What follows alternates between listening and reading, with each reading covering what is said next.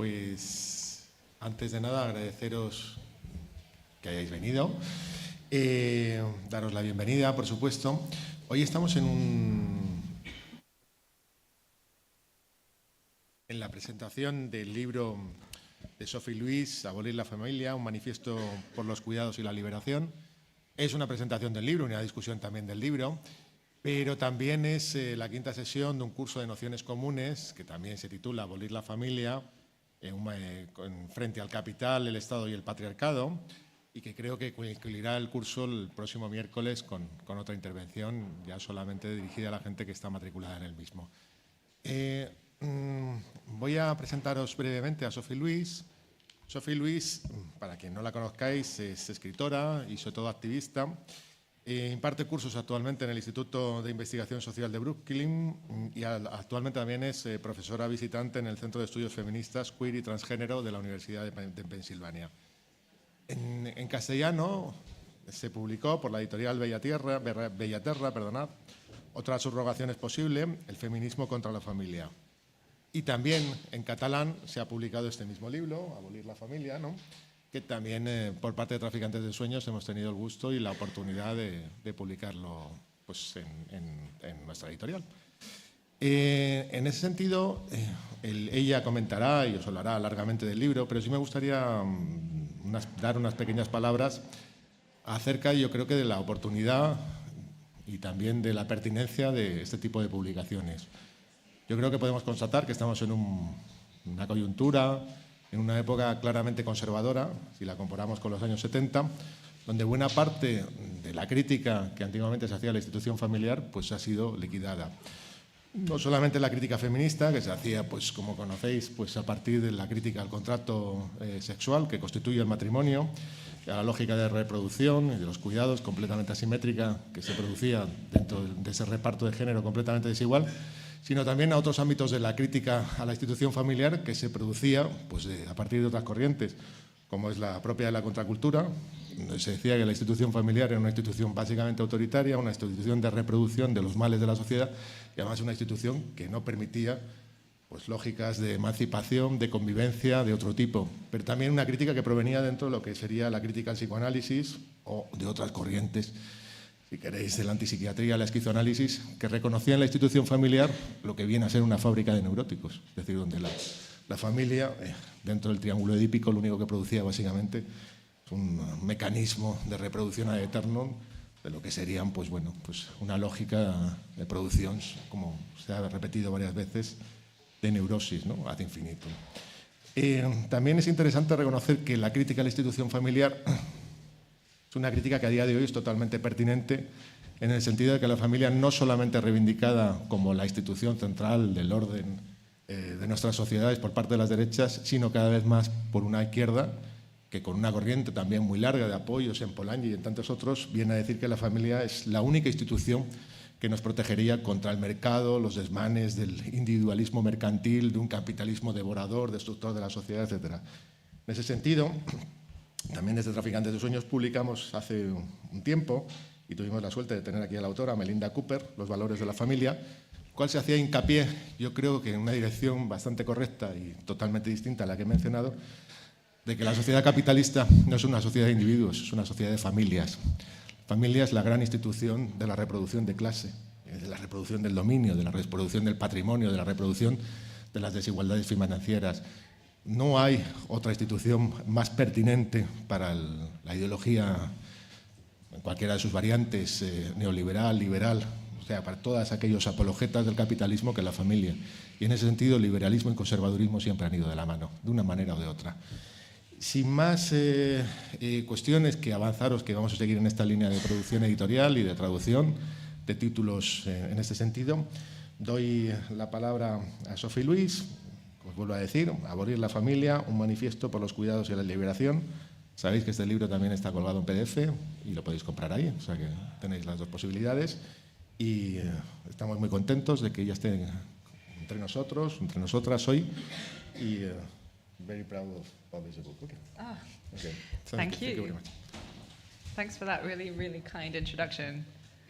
I'm beyond Solo una cosa muy rápida, quien tenga problema con la traducción se dirige a Paco, Fran y o Almudena, que estarán por ahí al fondo y os orientarán para cualquier problema. ¿Vale? Muchas gracias. Disculpa. I am embarrassed about my lack of Spanish. I have French and German, but it's not enough for me to do this yet. Next time, I will do this in castellano. So, I want to thank everyone, obviously, Traficantes, Nociones Comunes, and Marta for doing the translation simultaneously, all the comrades who have made me work and taken me to a lovely lunch all day today. I am overwhelmed and, in a way, feeling myself very much denizen of the United States, where the care crisis is so acute. Whereas everything I've seen in Barcelona yesterday and talked about with comrades from the militant feminist movement here in Madrid has made me realize that, the obvious, which is that powerful, gender liberation movements and feminist women's liberation movements create a different landscape. It's palpable to me. On some level it feels absurd to tell you about my ideas that communes are a good idea when there are so many that I can see here. But that said, there is an analytic and theoretical proposition, obviously, which I am part of a 21st century revival of. And I'm going to be fairly introductory today with that. I'm going to present my little potted history for you, and I'm trying to whet your appetites. Those of you who haven't read this before, I'm afraid it might be a little repetitive for those of you who are familiar already, but I want to whet the appetites of those of you new to this subject about this particular archive of revolutionary reproductive politics in the West that has so successfully been erased and obscured from our common sense. I think that we should feel indignant about that erasure. The question you should bear in mind while following this little history is, why does the private household or the capitalist family need to be abolished in the name of human freedom, according to all these radicals over 2 centuries? I don't just want to glance back at this history, for the hell of it, because I'm a nerd, but, I want to learn and talk about this as a means of confronting today's right-wing reproductive counter-revolution, by which I mean, in the United States where I live, the rollback of Roe versus Wade and associated rollbacks, but also the moral panic driving the criminalization of trans life, especially trans youth, all over the world. And the aforementioned care crisis, which is reaching sort of apocalyptic proportions, with the United Nations reporting on a phenomenon called child regression, right? Like, nobody is doing well in the private household, which is overwhelmingly the one sort of technology of social reproduction most of us have under present-day capitalism. A tiny bit of context, I guess, for myself. My PhD, out of which my first book, Full Surrogacy Now, sort of grew, was in an eco-Marxist human geography context, but before that I did an English literature formation. So I've thought about the private nuclear household in sort of spatial, ecological, economic, almost biological terms, if you like, as well as in terms of its appearance in classic novels, on TV, and in cinema, in romance, and in texts generally, the narratives, the propaganda, the ideology, right? And I've been studying the history of critical utopianisms, abolitionisms, queer liberationisms and revolutionary feminisms for over a decade at this point. And in this particular book, I explore the labor of care and the labor of gestating pregnancy, specifically, in a way informed by these traditions of family abolition, notably the Wages for Housework Committee, to which full surrogacy now was a kind of homage, actually, specifically the line in the manifesto that says, "Every miscarriage is a workplace accident," which I perceive to be a very under-theorized line in that iconic manifesto. And my newer book isolates the family abolition component, which was almost a sort of jumping off point for full surrogacy now, I have to confess, and explains what that means, because conversations that ensued made it abundantly clear that people were not familiar, right, with that presupposition. It's almost backwards, the way my two books proceeded. And this very short intervention explicates the concept, especially in light of the racial character of the family and the sense in which abolition of the family is and must be an anti-racist and a decolonial imperative. And that argument occupies all of chapter 2, Abolish Which Family? And I would be delighted to discuss that argument in the Q&A. It's the more theoretical component of this pamphlet, which I should not call a pamphlet. I should call it a book. But it was commissioned and paid like a pamphlet. The grand sweep of family abolition history I'd like to convey to you begins, for better and for worse, with a not particularly anti-racist or anti-colonial figure, Charles Fourier. Universal basic income, good food, free love, a guaranteed sexual minimum, and a carefully timetabled culture of play calibrated to every single individual's special, unique proclivity for different kinds of labor, so as to escape as a species from the need for markets. This was Fourier's deal. The guy invented the word feminism in the 1810s in France, and he's the reason why the idea of utopia is still to this day sometimes associated with rivers of lemonade.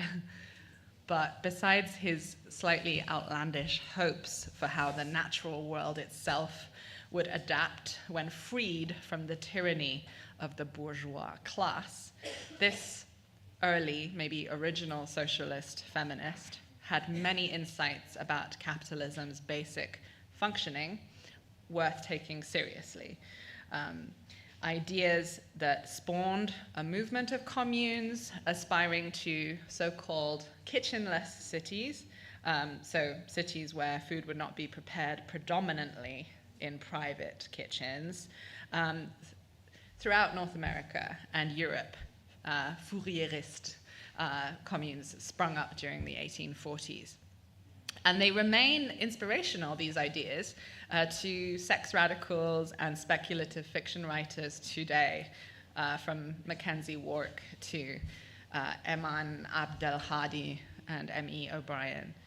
And what is important to know about this starting point of family abolitionism is specifically how Fourier analyzed the family as the principal agent of women's and children's oppression under capitalism. He proposed that care should be deprivatized and organized in communal buildings called phalansteries with 1,600 people.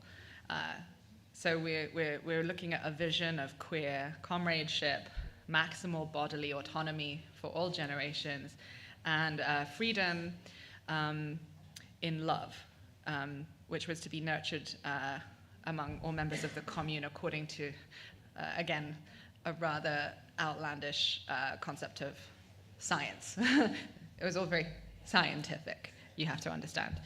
A couple of decades after Fourier's death, people newly emancipated from chattel slavery in the US, in a very different sense, also pursued heterogeneous, anti-proprietarian versions of kinship. Now here, as you can see, I'm sort of jumping from the strand of my history of family abolition that comes from inside the house, if you like, to the strand that we could talk about in terms of an undercommons, an abolition of the family from outside the symbolic grammar of familiality.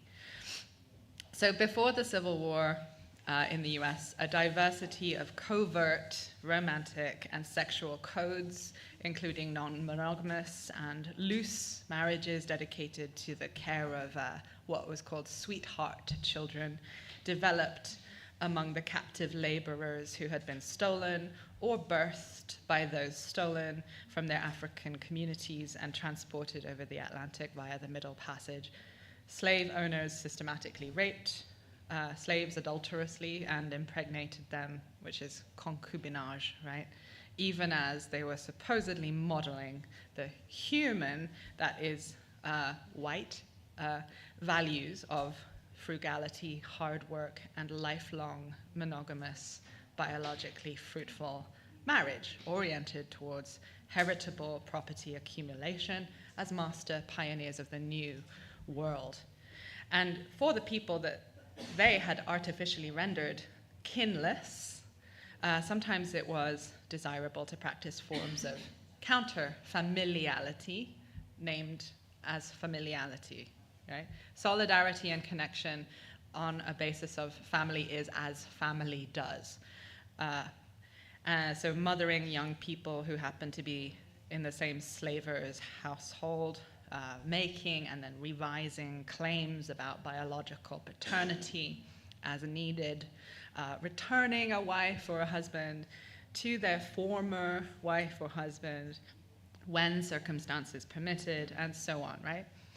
Customs such as these laid the ground for then an ongoing tradition of Black non-nuclear kinning or kin-making and polymaternalism that scholars from Kathy Cohen to Hortense Spillers to Saidia Hartman to Alexis Pauline Gumbs have described as structurally queer. Pre-emancipation, during their captivity, trafficked humans, both young and old, were compelled to adapt their commitments to one another to surviving long periods of sudden separation, right? Nurturing relations thus became a form of marronage, stealing away, forming maroon communities by stealing away one's related kinful self. So this is what I call abolition in the sense of the confrontation between a humanism, an immanent humanism worthy of the name, with a humanism that is defined by slavery, right? Unsurprisingly, after Reconstruction, these freed men and freed women and children who had just been emancipated did not, on the whole, jump headfirst into the family, right? Historians have found that newly emancipated, newly minted Americans still maintained diversity of relationships and family structures greater than their white contemporaries on farms or in factories. So this is from the state's point of view, the fact that too many freed people were still cohabiting promiscuously, raising children non-monogamously, and taking an alarmingly relaxed approach to the meaning of marriage. So if you look at this archive, and the historians are very clear, the Freed Persons Bureau of the state was not at all sure it wanted a Black family, but then when it saw that the population was not interested anyway, they did a sort of 180 and said, oh, hang on, no. You have to get married, and there can be only one man in each household, and so on and so forth. One more thing. It was this worrying failure of the freed population to seek access to the wages of private familism that prompted the raft of social workers and church ministers, police and lawmakers to aggressively mandate legal marriage and to begin prosecutions of African American violations of marital decency. Okay, skipping over back to the sort of inside of the house strand of the history. The 19th century Germans, who you may have heard of, Karl Marx and Friedrich Engels, included family abolition in their manifesto. They called it, as you know, I'm sure, the infamous proposal of the communists that makes even the most radical flare up in shock. So unlike several of the other big name radicals of that moment, so Proudhon and Bakunin, Marx and Engels were opposed to the family on the basis of its privatization of care. It's odd, isn't it, how little this is emphasized by orthodox Marxists of living memory, right? Unfortunately, their arrival at this anti-family position was not informed by thinking about slavery's simultaneous destruction of the family-ish kin-making practices of the indigenous and the captive, and imposition of the family on the victims. They were, however, inspired by the self-liberation movement of the enslaved and understood that the family was imposed on surplus populations as a means of colonial governance. And it was not, despite what some breeds of Marxist will tell you, it was not only the family form of the European bourgeoisie that Marx and Engels wanted to abolish, aufheben, positively supersede. As labor movement victories meant that the male breadwinner model increasingly became an aspirational form within reach of working class people in Europe, they insisted, Marx and Engels, how gruesome it was that capital accumulation and sentimental bourgeois familism undermined, degraded, and fragmented proletarian kin networks and solidarities. Far from representing a way out of this misery for the proletariat, the male breadwinner model was one of three interrelated enemies of communism, these two friends proposed. They referred to our three enemies as the parties of order, right? Religion, family, and the state. They looked forward to humanity's, quote unquote, return out of religion, family, and the state via capitalism's overthrow, returning us to our, quote unquote, human, i.e. social existence. So already here, I just want you to notice he's pitting the social against the privatization of care. This is, in a sense, the argument of the Marxist feminists in the 1980s who posit the anti-social family. It wasn't, it was some years later, obviously, in 1920, that the Soviet family abolitionist and Bolshevik leader, Commissar Alexandra Kollontai, fleshed out Marx and Engels' horizon of post-familial life in her pamphlet, Communism and the Family. She said that society will gradually take upon itself all the tasks that before fell to individual parents. So again, the social versus the family. The obligations of parents to their children, she said, shall wither away gradually. I suppose she's being quite hopeful here, until finally society assumes full responsibility, whatever that means. She is quite sort of empathetic and repeats reassuringly to her readers that they have no need to be alarmed because communist society takes care of every child and guarantees both him and his mother material and moral support. society will feed, bring up, and educate the child, but at the same time, those parents who desire to participate in the education of their children will by no means be prevented from doing so. Communist society will take upon itself all the duties involved, but the joys of parenthood will not be taken away from those who are capable of appreciating them. So such are the plans of communist society, she says, and they can hardly be interpreted as the forcible destruction of the family or the forcible separation of child from mother. So, this is sort of how I open my book, is the left trying to take away grandma now? No. Okay. Kollontai is, however, demanding something magnificent, right?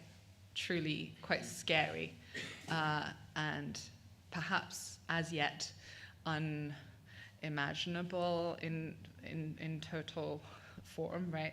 Which is that working women should shed and move away from the narrow and exclusive affection of the mother for her own children. This affection must expand, she says. It must expand until it extends to all the children of the great proletarian family. So here, it's very difficult to escape the word family, right? She just brings it in by the back door again, which... So she imagines a planetary insurgency of red love, amor rojo, right? A social love. That was terrible, I'm so sorry. A love of many in many ways. As chronicled in the legendarily titled Autobiography of a Sexually Emancipated Communist Woman, name a better book title, 1926. The support within the Bolshevik Party for her agenda of liberating sex from reproduction, or decoupling sex from reproduction, equalizing men and women's pay, setting up free creches, and abolishing the family in some, was rather lacking. In particular, she said, my efforts to nationalize maternity and infant care set off insane attacks against me, she said.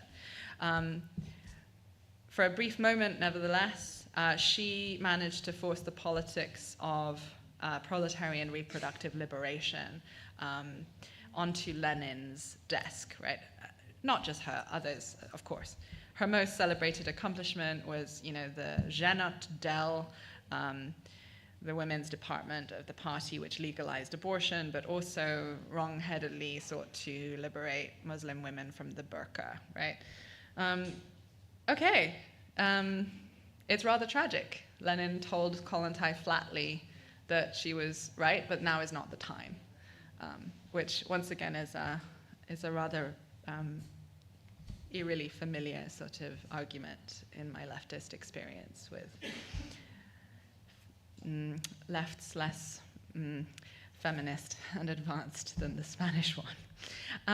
I now want to skip 50 years and talk about the contribution to family abolition of this kind of incredible, problematic fave of mine, Shulamith Firestone, whose hilarious and readable yet densely philosophical manifesto she composed at the advanced age of 24 in 1970. She's speaking indirectly to Kollontai when she says in The Dialectic of Sex that the failure of the Russian Revolution is directly traceable to the failure of its attempts to eliminate the family and sexual repression. But she's really hungry for clues as to how to restart the attempts to build a form of communism worthy of the name in an almost Fourierist sense, putting the freedom of women and children at the center.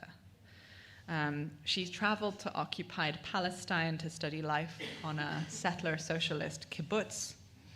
She was not impressed, nor did she find sufficient inspiration in scrutinizing the international 1960s unschooling or free schooling movements, for example, the radical approach to child rearing enacted by the British schoolmaster A.S. Neil in his, school unmaster, I guess. He tried very hard to almost voluntaristically sort of undo the the domination of children in his fee-paying institution in the British countryside. She was disappointed by all these experiences, right? Shuli. She reported back to her American sisters in the women's liberation movement that the Israeli kibbutzim and free schools like Summerhill in England were merely reformist tinkering at the edges of patriarchy. Bummer. She and her American sisters were advocating for quite a lot of things, to be fair. They were just, convinced it's obvious and doesn't need explaining why we have to have the abolition of the labor force under a cybernetic socialism, that we have to have the diffusion of child rearing and childbearing, pregnancy, to the society as a whole, men as well as women. And famously, ectogenesis, the machine uterus, is a part of this speculative picture, a scenario brought to life by her comrade Marge Piercy in Woman on the Edge of Time. There we are. Technology is by no means the main thing, writes Firestone, which is rather contrary to what right-wingers obsessed with the name Shulamith Firestone, sort of cut out of history, would tell you, The main thing for her is that women must liberate children and themselves from capitalist patriarchy by abolishing the family. And this infamous proposal of the communists from the 19th century then became the infamous feminist proposal in the rather brilliant formulation of the anti-work philosopher Kathy Weeks, to whom I'm greatly indebted for my autonomist sort of anti-work perspective. The 19th century policy platform, 125 odd years later, is now, and this, again, I don't think most people know that this is even a version of feminist history that exists. It was the position of the women's liberation movement at its fiery peak. In 1969, the rather established and respected feminist historian Linda Gordon was writing about the need to abolish the family in the mimeographed U.S. movement journal Women, a journal of liberation. She was quite mainstream in her context when she said that the nuclear family must be destroyed and people must find better ways of living together. Furthermore, this process must precede as well as follow the overthrow of capitalism. And it was only the next year that Firestone published The Dialectic of Sex, which advances, as I said, a vision of a future in which children and adults together, having eliminated capitalism, work, and the sex distinction itself, democratically inhabit large, non-genetic households. For Shuli, the overthrowing of, all these things, class work markets, was self-evident. The thing that was crucial for Marxists to grasp is that if women don't seize control over technology so as to eradicate the reproductive division of labor, there's no chance. Gay liberation had very similar aims, but it depresses me that there was insufficient collaboration between women's and gays' versions of family abolition. Gay lib in the in the American context famously kicked off at Compton's cafeteria, not Stonewall, in August 1966, when drag queens and trans women rose up against the police, and it went global in '69 when the more famous battle at Stonewall Inn erupted the next year.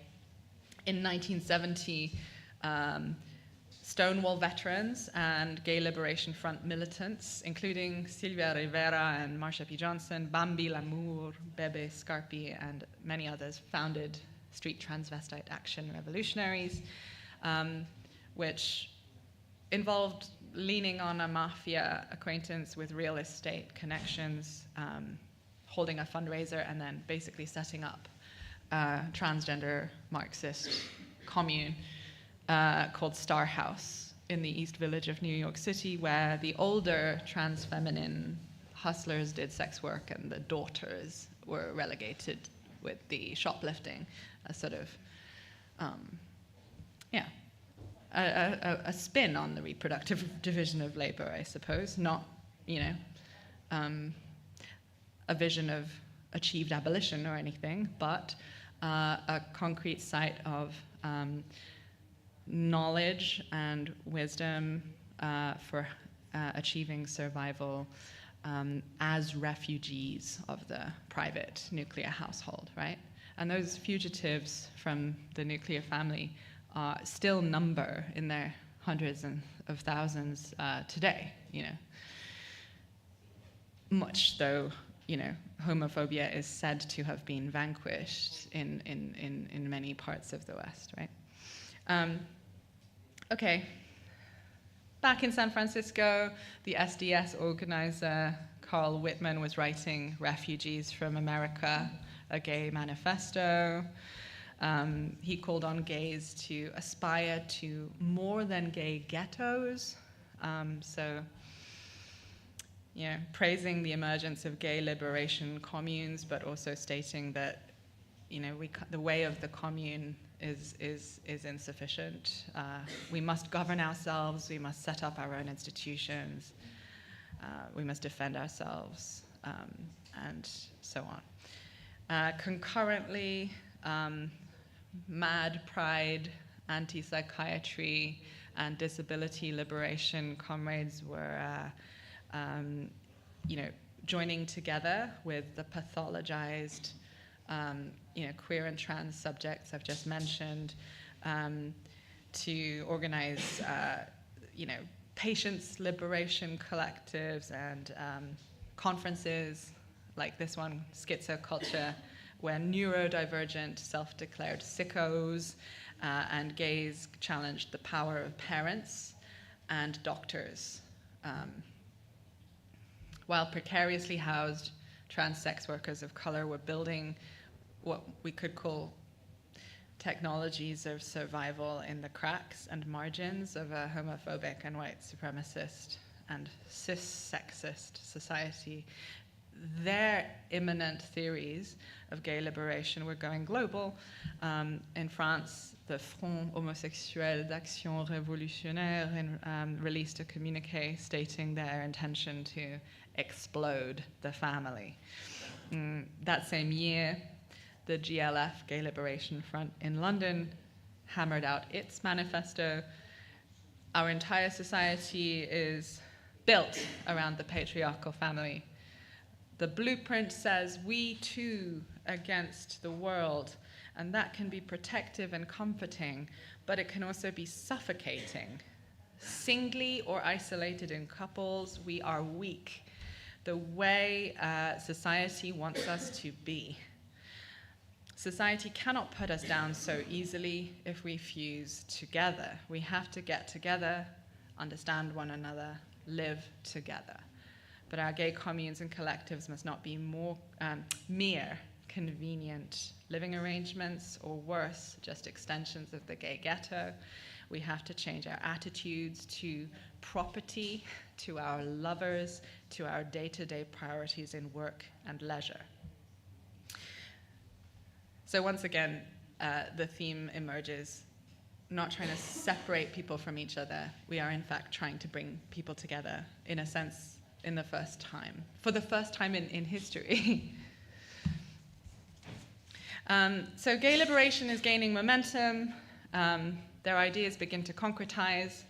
I find it kind of funny that a group of activists drove down from Boston to the Democratic National Convention in Miami with the intention of getting the Democratic Party to adopt family abolition as a platform.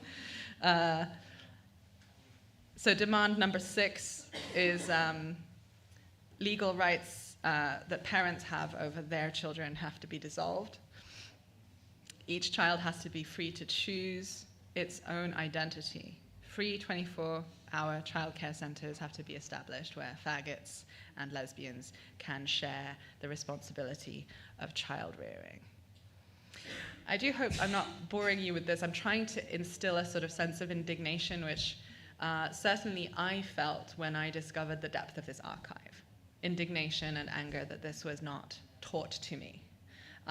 Of course, I have a more ambitious aim of, giving an account of the history of, communist feminism and gender liberation struggle as a history of family abolition. When the right wing says that feminism's real agenda is to destroy the family, I think we should see about maybe saying, yeah, duh. In this moment, the Red Decade, Crip liberation, flower power, the Black Panthers, that many movements are explicitly thinking about children and youth autonomy, youth liberation.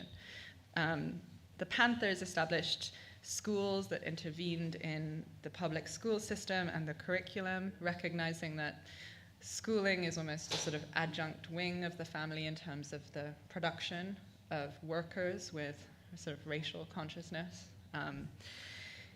There were dozens of flavors of lesbian and feminist daycare centers. By Michael Bronski's account, at least 15 US mass market books promoted children's liberation and children's rights in 1973. Movement magazines like Off Our Backs included these kinds of denunciations of, quote, patriarchal ideas that say that children are owned by property-owning parents, unquote. This is a self-described interracial lesbian couple, Mary Benya and Barbara Carey, declaring, children will not belong to the patriarchy, but they will not belong to us either. And I find that very beautiful. In the same vein, at the National Third World Lesbian and Gay Conference of 1979, where Audre Lorde gave the keynote speech, a caucus of lesbians agreed on the statement, all children of lesbians are ours, which made me cry when I heard a Palestinian say that same phrase, essentially. Not lesbians. All children of Gaza are ours, on the news the other day. I truly think that this moment of settler colonial genocide in Palestine is a moment to understand that even as settlers target familiarity and lineage and ancestry and families, which in its mind, are sacrosanct because of the synonymousness of those forms with the nation that they insist cannot and must never exist, right? There is, in fact, an imminent sort of more than familist response from the liberation struggle, the decolonial struggle of Palestinians right now, with a logic of everyone for everyone, if you recall, the phrase that was insisted on by the relatives of the Israeli hostages, insisting in a sense that only by living everyone for everyone on this land will true safety be attainable. I'm so sorry for that digression. I don't want to keep you all night. It's hard to talk about anything that is not Palestine right now. I'm finding it very surreal. Okay. In some cities, gay liberationists calling themselves effeminists articulated a sort of belief that men should temporarily sort of supplant women in the reproductive division of labor in order to foster women's rise to power. There were a bunch of men's childcare collectives in this era. Okay. Then what happened?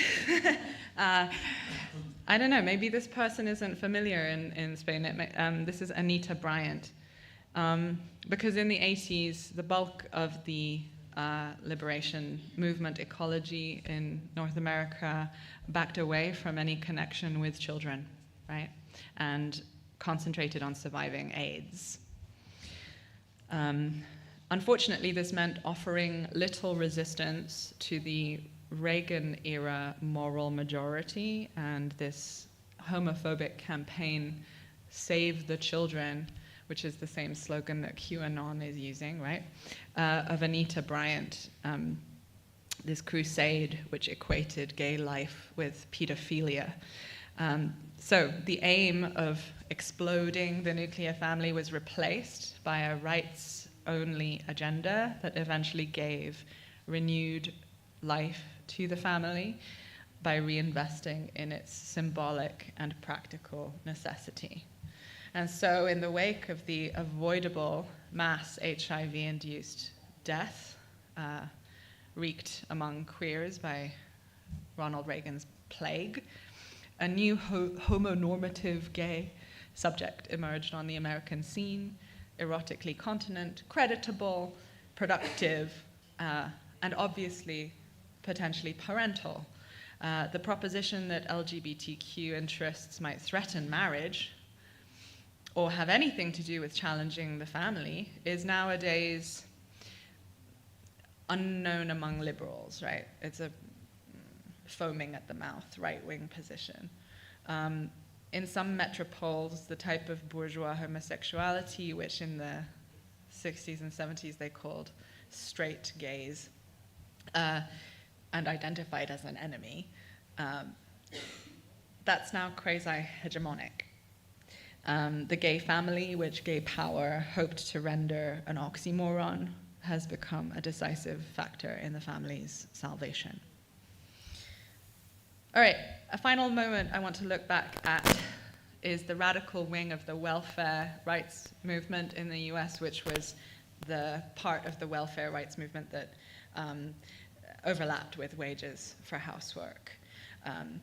So a little after the time when gay liberation was kicking off in the US, a group of feminists in Italy, as you I'm sure know, as children of Caliban and the Witch and Silvia Federici, just like all of us, I guess, well, launched Wages for Housework, branches of which soon proliferated, culminating in the International Wages for Housework Committee.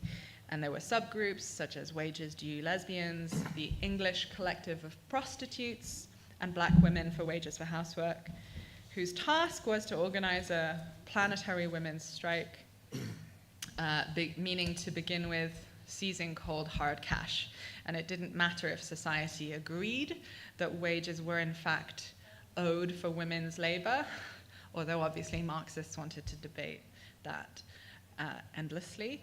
The slogan simply presupposed that wages were due and enjoined all sisters to claim them, right? Women of all ages, collect your wages in full and retroactive.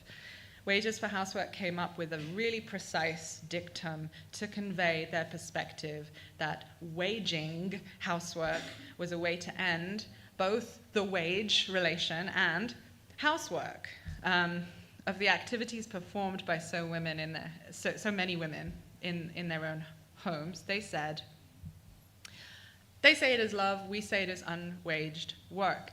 And I will say this until I'm blue in the face in every context because the misunderstandings are so persistent.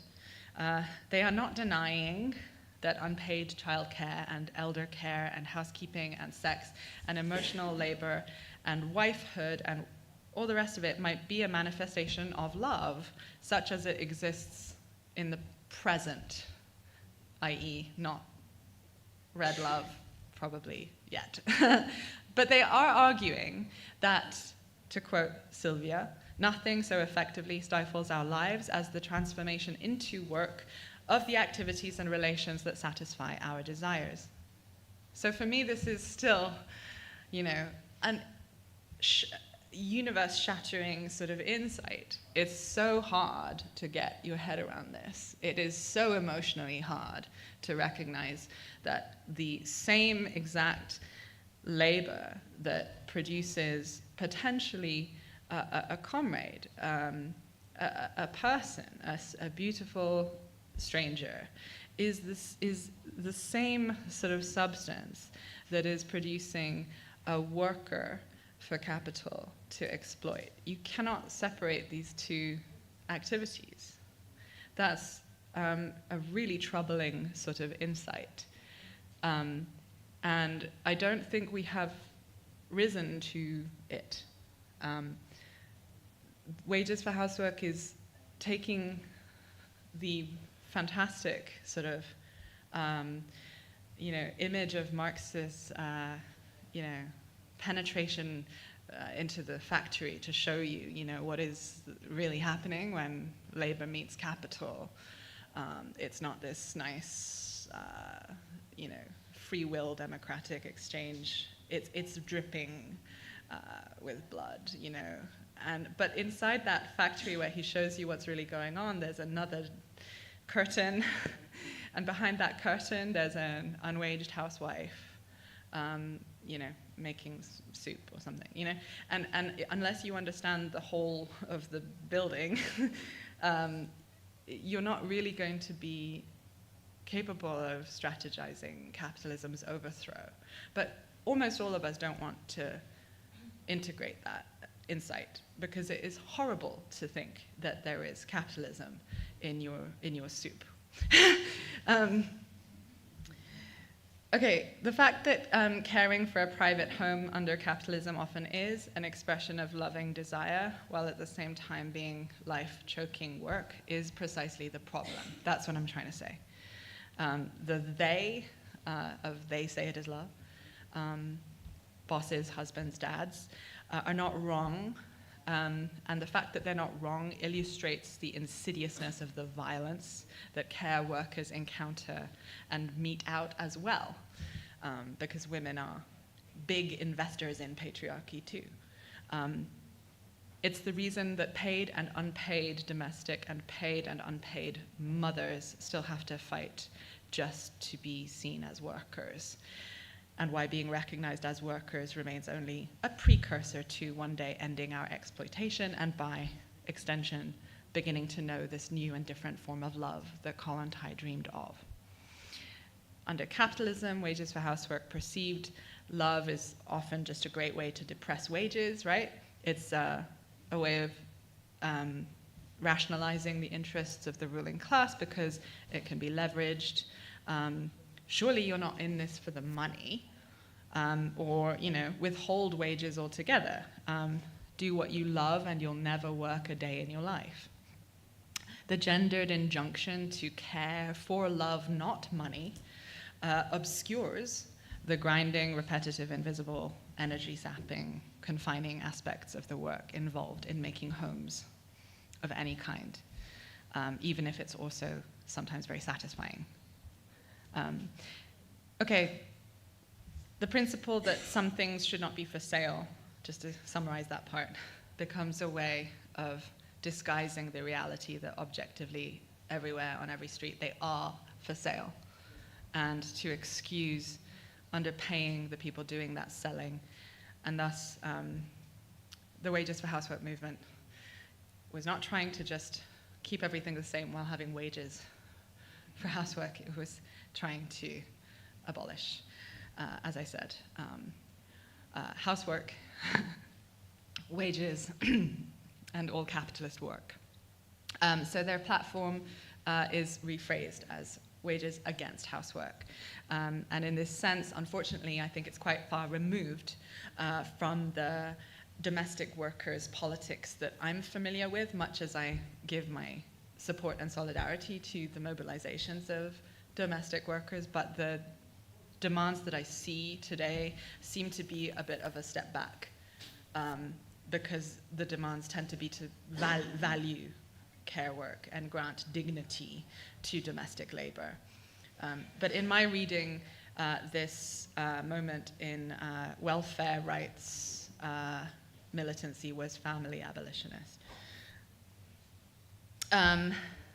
So yeah, the scale of communist women's liberation's ambition and gay liberation's ambition was obviously startling to readers, just like Marx and Engels were talking about the flaring up, right, of their readers as well when they talked about family abolition. But, as I said, people at least had some contexts. This is, more and more obvious the more you dig into those archives.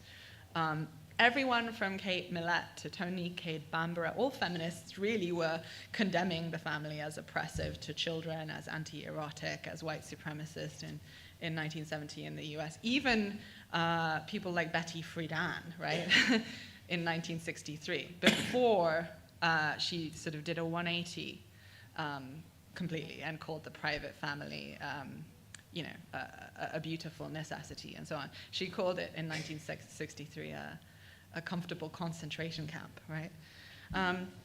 So if today we don't know this history, it's because the movements were first defeated and then purposively erased.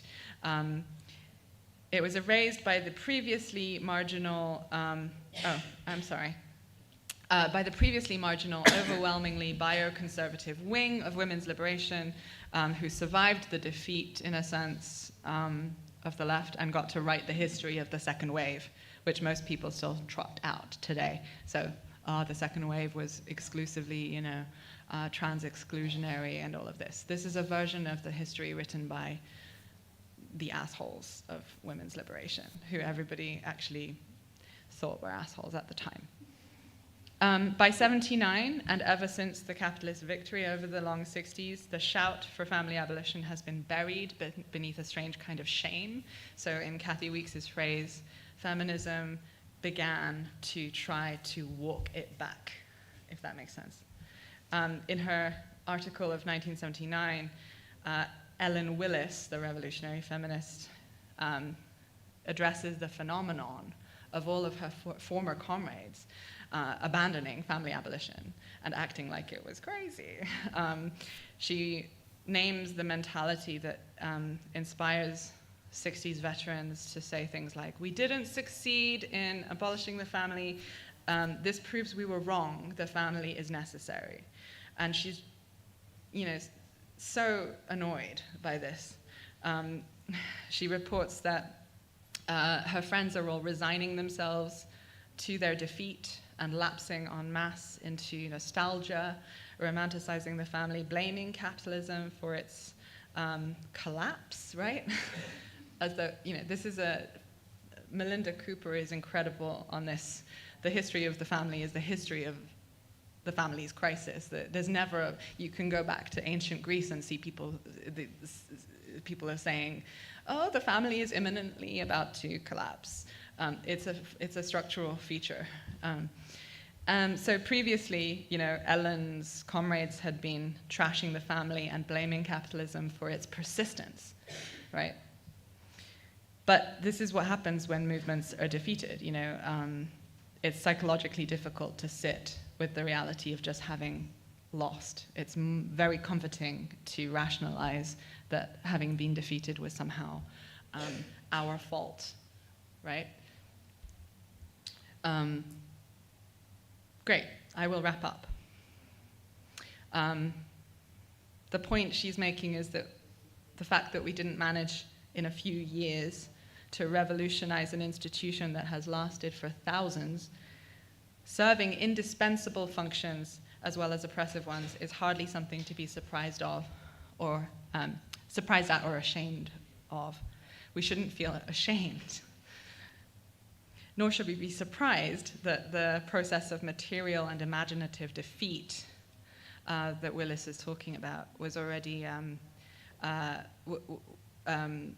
was in place with Thatcher's rise to power as they grew more entrenched in the years that followed.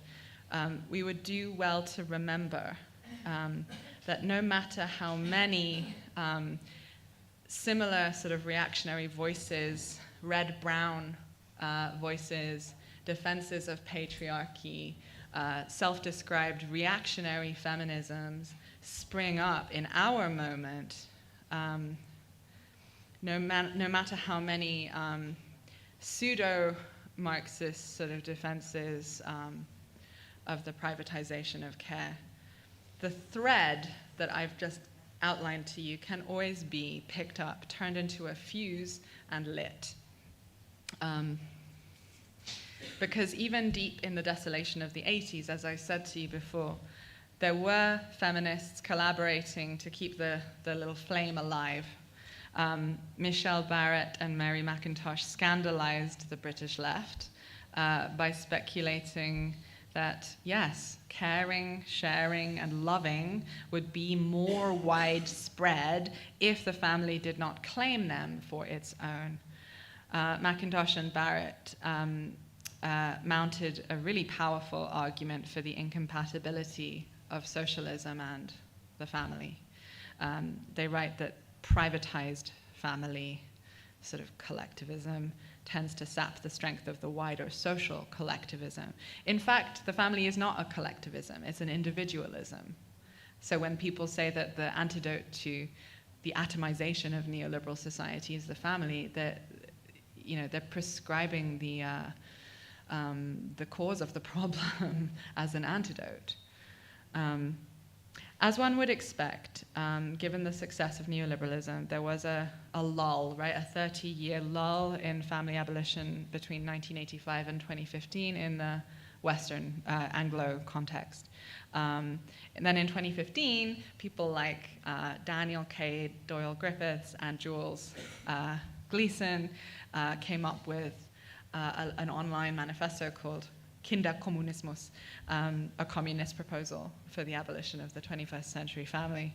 And in 2018, the Black Studies scholar Tiffany Letabo King came out for family abolition, arguing that her own experience of her Black family is one to which she is deeply and emotionally attached, and yet realizes has to sort of self-abolish if it is going to be capacious enough and true enough to its own internal logic to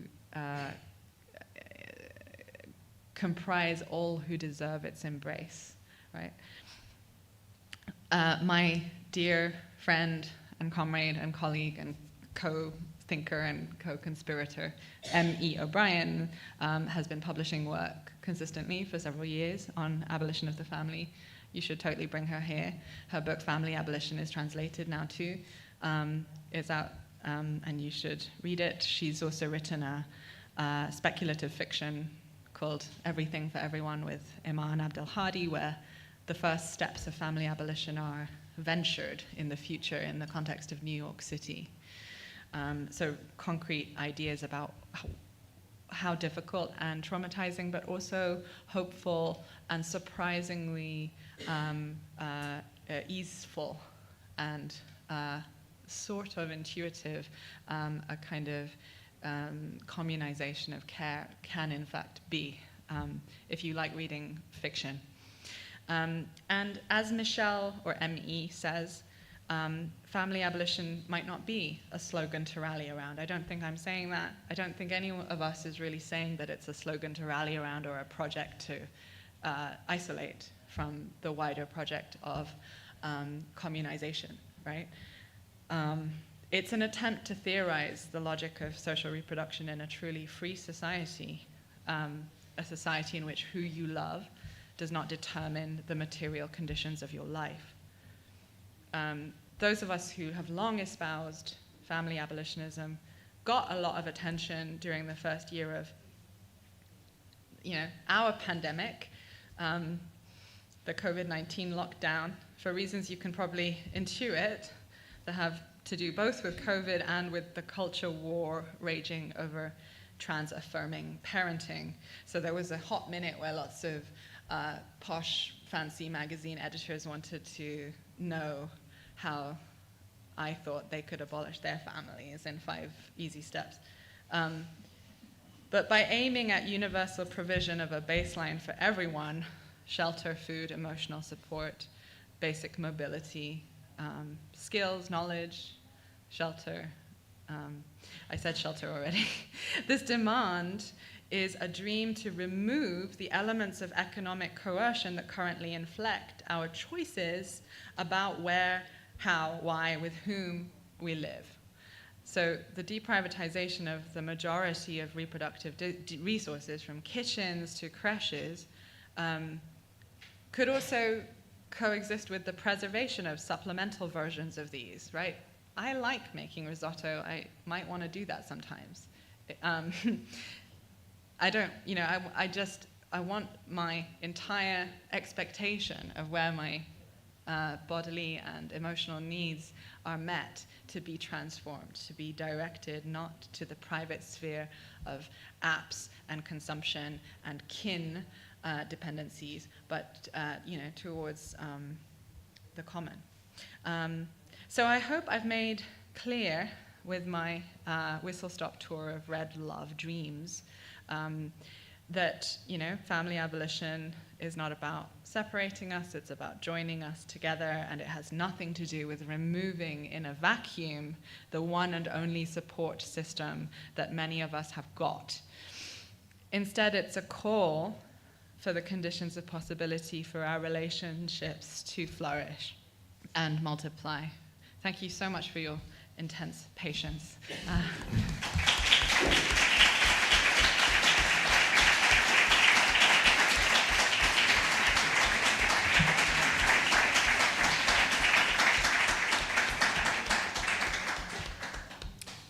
Pues muchas gracias, Sophie Lewis. Thank you very much. Thank you. Muchas gracias, Marta, por la traducción y a Zenobia por estar aquí una vez más.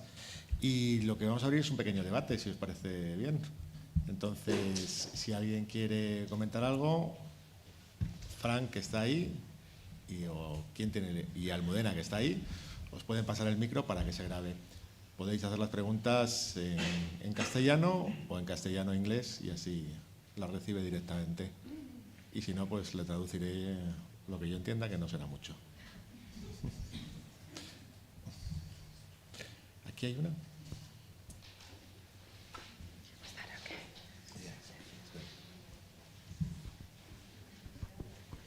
¿Primero castellano o primero inglés? Castellano, mejor si quieres. Vale, pues te quería hacer una pregunta sobre si sabía algo sobre comunistas, abolicionistas de la familia que hayan pensado sobre monogamia. Porque como alguien que está muy involucrado en la abolición de la familia, me interesa mucho, porque creo que la monogamia es una ideología totalmente nociva y con una tasa de mortalidad muy grande. Y entonces te quería preguntar sobre la historia de eso, porque hay mucho... He leído mucho del abolicionismo de la familia, pero particularmente sobre el papel de la monogamia dentro de esa tecnología no he leído tanto, por si conocía algo. Se lo pregunto. Si quieres, sí, si no... Sí. No, se lo puedo preguntar yo. Hi, thank you very much for being here.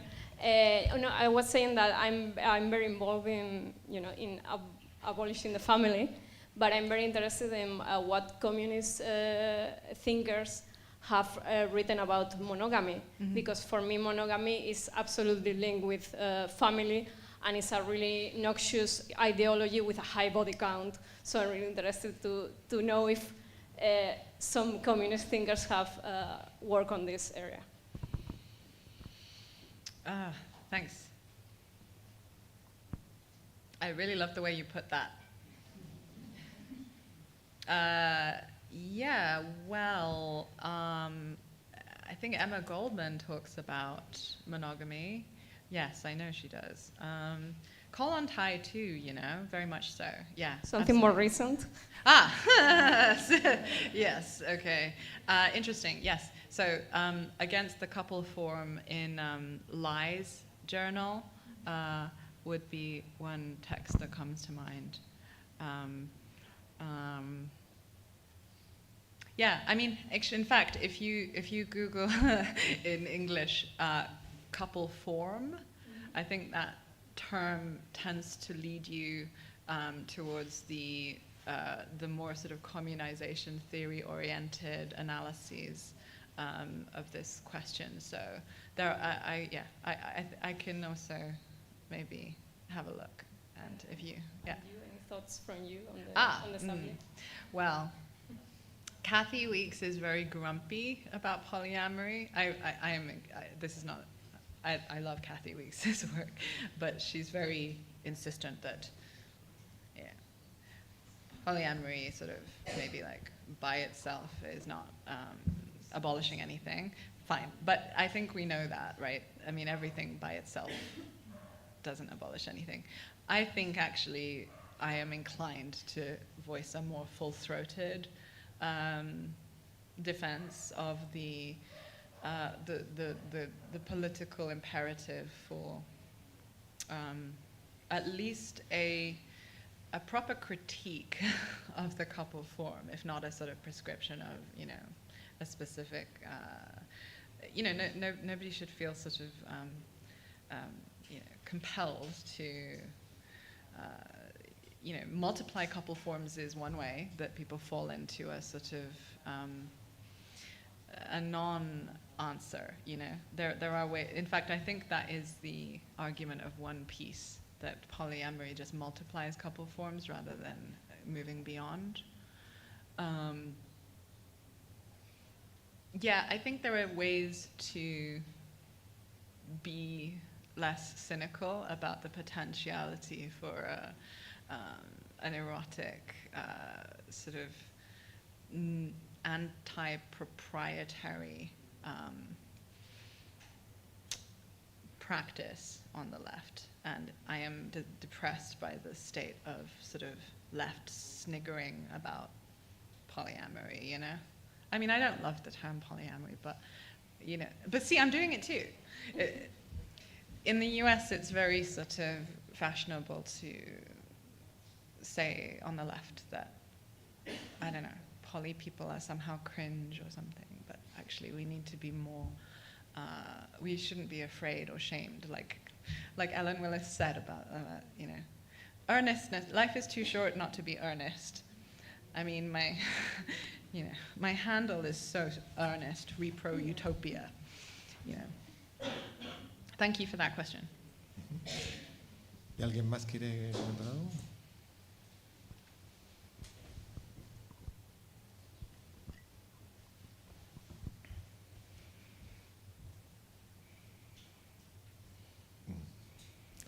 Tenemos un rato, ¿eh? Sería triste acabar aquí.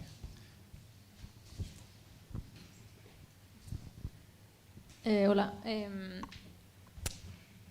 Quería preguntar, o sea, dijiste antes que habías notado mucha diferencia entre cómo se practica el feminismo radical aquí en España en comparación con los Estados Unidos. Y quería saber si querías, bueno, si podrías decir algo más de lo que has visto y qué te ha gustado sobre ello. I was wondering, thank you again for a very stirring talk, but you said earlier about the fact that you'd sort of witnessed a lot of like really inspiring things here in Spain in comparison to what you'd seen in the US, and I was wondering if you wanted to talk a bit about those the differences you noticed and like what you like about what you've seen so far here in Spain. Yeah, thanks for the question. I don't want to shy away from it. I have actually only been here for like 36 hours. But yeah, on the basis of that extremely scientific sample, I just find that,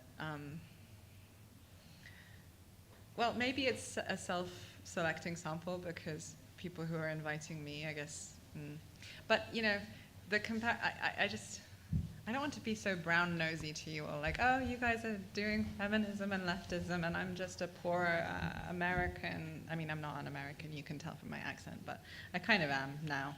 And I don't know how to do communes. But I think I have noticed a basic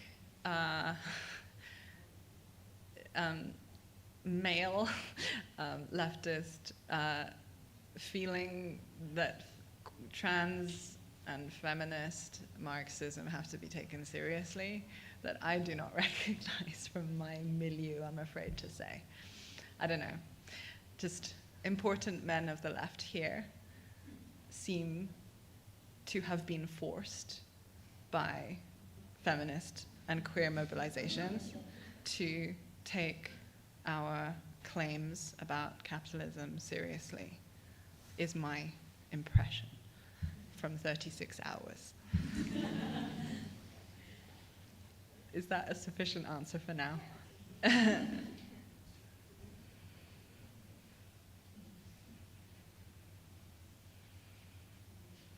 Are there important men of the left here who would like to contradict that?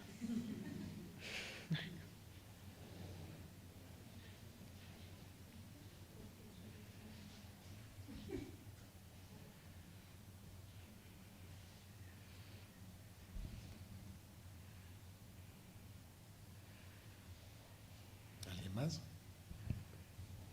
I was joking, sorry. Please, I really want to hear. I want to hear what you guys all think. Ahí. Paco. Hola, gracias por la presentación y por el libro. Me interesa la cuestión de la no monogamia que se ha traído antes y me ha resultado curioso que has dicho que la palabra poliamor no te gusta o al 100%. Estoy de acuerdo hasta cierto punto. Hay muchas palabras que se utilizan, otras pueden ser anarquía relacional, amor libre, etcétera. ¿Hay alguna otra palabra aparte de poliamor tal vez con la que te sientas más identificado o específicamente en el contexto de abolir la familia crees que es más apropiada? Y ahora en inglés. I'm interested in the question of non-monogamy that was brought up, and I got everything except the last sentence. yeah, so yeah, you mentioned that polyamory was not maybe the best word for non-monogamy, and I was curious, there are other terms that people use like relationship, anarchy, or free love, etc. And I was wondering which vocabulary do you prefer when combining or when bringing up non-monogamy in the context of family abolition? Thank you. I withdraw my silly statement of preference about poly. I'm sorry. I think, well, that's not helpful. I think terminology is actually not so important necessarily. You know, I kind of like concepts and words that are easy to use in a way that shows that, you know, the totality is total, that race and coloniality are already, you know, implied, you know, in the privatization of care, rather than saying, you know, a list of descriptors or use, even intersectionality, which obviously has a much more revolutionary history than certain exponents. But the term intersectionality I tend to not use about my own work either, because I think it's better for thought to just show by your arguments that the privatization of care is already always going to be white supremacist and colonial, and that's how capitalism was built. So we don't need to sort of add. And I'm not sure this is a clear thought, but it seems to me, for me, polyamory is sort of naming a plurality, and I wonder, for me, if it sort of feels like that still reifies the romantic too much. Like I think the distinction between, you know, the different forms of relationship that we obviously always have, because we're human beings and our species is constituted by relationship. You know, maybe we need to talk about friendship breakups, for example, more seriously. You know, because I mean, I'm sort of serious that my anarchist comrade Shulamith Firestone has a new podcast called The Breakup Theory, and it's about the importance of honoring the art of breaking things up. Anyway, I'm rambling, but I think, you know, because we are obviously, you know, polyamorous. I mean, you know, I love more than one person. I assume you do too. You know, I find that it just, I don't know. I like red love because I'm a communist romantic in that way. I think the form of the love against the property form is the interesting part of it for me. And I think you could have a fairly neoliberal, we have a very neoliberal form of polyamory in the world, right? I hope that helps.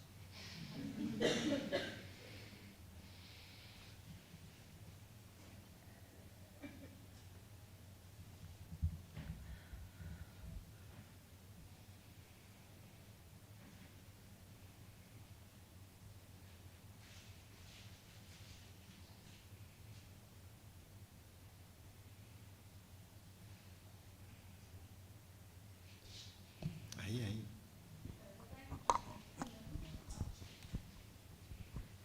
No hablo el español muy bien tampoco, hablo spanglish hay veces, a ver cómo me sale, pero estaba pensando como en este tiempo ahorita en Estados Unidos estamos viendo un ataque contra la comunidad trans. ¿Cuáles son las similitudes y diferencias que tú has visto en esta época con las otras épocas que he estudiado en los archives? Y lo voy a decir en inglés. So at this moment in the United States, we are seeing an attack on the trans community, specifically trans children and parents by our government. And so I'm kind of curious in seeing what are some similarities and differences that you're seeing in how families and technology is being utilized today and how it's utilized in the past based on your observations in the archives? Mm-hmm. Yeah, that's a great question. Thank you. Yeah, there are really fascinating histories that I don't want to bastardize and jumble for you by approximating them, of the way that moral panics and sex panics around the figure of the always structurally white in the US context child always follow from periods of high intensity feminist advance. So you get sort of feminist and gender liberatory movement breakthroughs, and then you get a period of re-entrenchment of privatized care, parents' rights, and spectral sex panic, conjurings like the pedophile, the groomer, the daycare worker, the satanic, working woman in the, So, I think the task of parents to produce cis-sexual citizens ready for productive and reproductive, productive and right reproductive participation in the market is, there are really close analogies with the late 19th century when a bunch of vagrant youths ended up in sex as sex delinquents in reformatories, and parents' rights are interestingly sort of historicized in this way as a very actually sort of disciplinary concept. If you think about which parents are, the subject of these parents' rights, it's not trans-affirming parents, is it? I mean, in a sense, if you are a trans-affirming parent, you are not a parent in the discourse of parents' rights. And that's an interesting tension it's a contradiction that's getting really acute, as you say, in the US. And I am fearful and terrified of our collective lack of fluency in countering the groomer smear and the groomer accusation. The fact that, my identity, if you will, my mode of life is, and the things that I,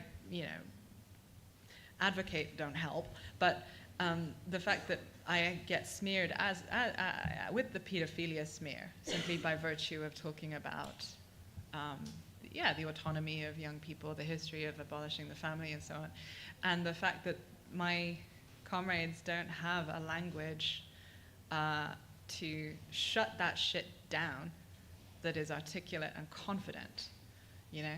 The fact that there's still this immense efficiency of that 80s era strategy of the right to scare gender liberatory movements away from the subject of children by using this accusation is a depressing situation and a priority, I think, to address. I don't know. I don't know what to tell you. We need to get our shit together.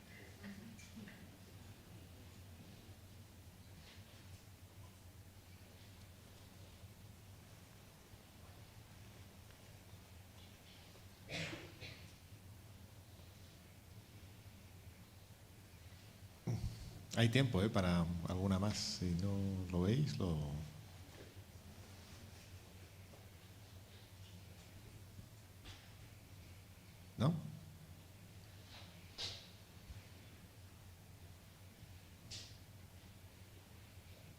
Pues lo dejamos. I went on for a very long time, I know. Thank you for your indulgence. Yeah, and I know it was very Anglo-centric as well. I suppose just to say something sort of inflammatory and to add to that last sort of conversation we were having, you know, I don't know how exactly it is in Spain, but I think I've been hearing that there are analogies, this war on trans life and trans children, and therefore actually on, you know, all children really, is one that I would like us to risk more in relation to. And when the anti-gender fascists come out and tell us that, you know, gender ideology and transgenderism is a contagion and the kids are only doing it because they learned about it on the internet and because they have school friends who are doing it or whatever, I want us to stop ceding so much discursive ground, for example, on this issue. We could say, of course it's a social contagion. All forms of, you know, identity are collectively formed and desired. That's great. We want more trans children. We should learn to want, genuinely want, not just apologize for or excuse or defend trans children. I think that would be a good note on which to end. Yeah. Thank you so much. Bueno, muchas gracias.